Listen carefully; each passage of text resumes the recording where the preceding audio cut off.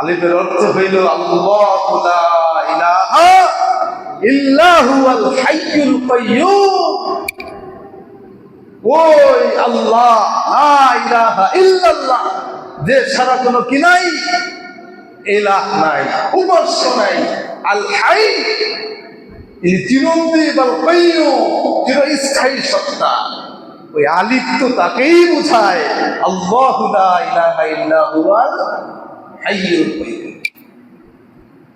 এই যে পড়া শুরু করছে আব্দুল কাদের জিলানী আলিফ গুলা পড়তে পড়তে পড়তে পড়তে মুখস্থ কোরআন শরীফের 17 পারা হুজুরকে এক বসায় শোনায় দিচ্ছে। কয় পারা বলেন? কোরআন শরীফের কয় পারা? 17 পারা। 17, 30 পারার 17 পারাই কি করে দিচ্ছে? এক বছর মুখস্থ শোনায় দিচ্ছে। এক পাড়ায় 20-30টা, এক পাড়ায় 35টা, কত হইল? 17 গুণ 20 দেন, কত হয়?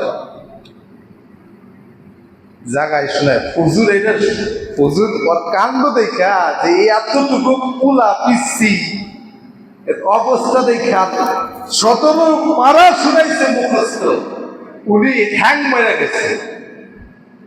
এই যে এটা কি হইল?